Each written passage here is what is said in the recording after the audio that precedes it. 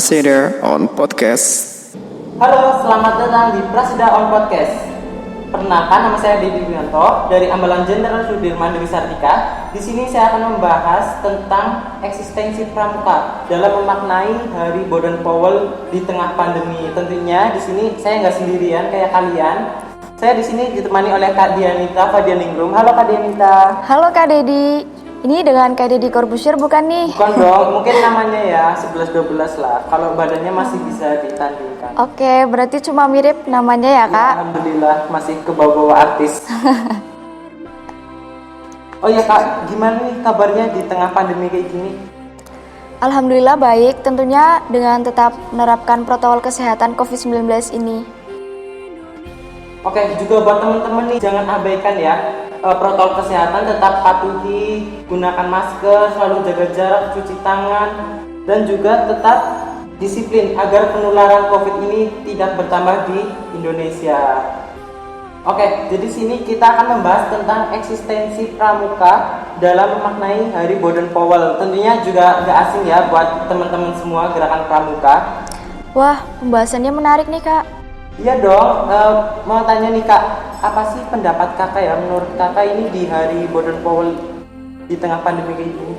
Oke, Hari Baden Powell atau ulang tahun Bapak Pandu yang kita peringati setiap tanggal 22 Februari ya sebagai cara kita sebagai seorang pramuka untuk mengenang Baden Powell tersebut. Oke, sebelum lanjut nih Kak, mau tanya sih, boleh nggak sih cerita sedikit tentang Bapak Baden Powell ini? Boleh dong Kak, mengenal Bapak Pandu Dunia, yaitu nama lengkapnya Robert Stephenson Smith Baden Powell, atau biasa dipanggil BP atau Baden Powell. Beliau lahir pada tanggal 22 Februari tahun 1857. Waktu masih kecil, beliau udah dituntut buat hidup mandiri karena sepeninggal ayahnya, yaitu Profesor Domine Baden Powell. Oke, beliau ditinggal ayahnya itu pada umur berapa sih kalau boleh tahu? Pada saat usia 3 tahun, Kak. Berarti setelah ditinggal ayahnya ini dia menjadi anak yatim. Lalu bagaimana masa depan beliau? Setelah sepeninggal ayahnya, beliau itu hidup mandiri dengan hanya didukung oleh keteguhan ibundanya tercinta, yaitu Nyonya Henrietta Grace Smith. Sampai beliau itu bisa bersekolah di sekolah kemiliteran dan sampai mendapatkan pangkat sebagai letnan jenderal pada masanya.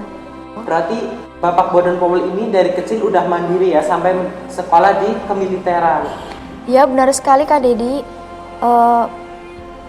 Selain itu beliau juga memiliki sifat yang cekatan dan cerdas. Gak hanya itu, beliau juga seseorang yang bertipe mandiri dan tidak mudah berputus asa. Kayak gitu Kak. Oke, hebat sekali ya. Dari semua tadi yang Kakak udah jelasin, apa sih yang pelajaran bisa kita ambil buat kedepannya pramuka di masa sekarang dan juga buat teman-teman semuanya? Ya, kita sebagai seorang pramuka harus mengikuti dan mencontoh sifat dari Bapak Baden Powell. Tetap semangat meraih cita-cita walaupun di situasi seperti ini. Belajar dengan giat dan jangan mudah putus asa.